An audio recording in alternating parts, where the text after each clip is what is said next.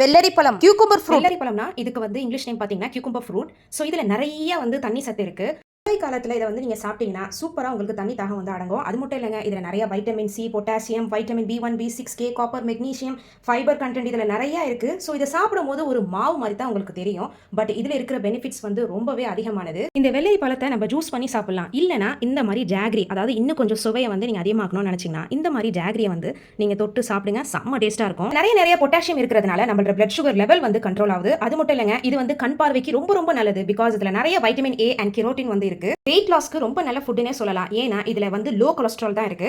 உங்களோட இம்யூனிட்டி பவரை வந்து நல்லாவே பூஸ்ட் அப் பண்ணும். அண்ட் பிளட் சுகர் லெவல் நல்லாவே இதுல கண்ட்ரோல் ஆகும். இதுல வந்து ஸ்டோன்ஸ் உருவாகாம பாதுகாக்கும். அது மட்டும் இல்லைங்க, உங்களுக்கு மலசிக்கல் ப்ராப்ளம், அதாவது கான்ஸ்டிபேஷன் ப்ராப்ளம் வராம இருக்கும். ஏன்னா இதுல நிறைய ஹை ஃபைபர் கண்டென்ட் இருக்கு. நல்ல ஒரு தூக்கத்துக்கு, சூப்பரான ஒரு ஹார்ட் ஹெல்த் கண்டிஷனுக்கு, ஸ்ட்ரெஸ் ஃபேக்டருக்கு இதெல்லாம் சூப்பரான ஒரு ஃப்ரூட்னே சொல்லலாம். பிரெக்னன்சி டைம்ல கூட நீங்க இதை சூப்பரா வந்து இன்டேக் பண்ணலாம். I'll catch you in the next video.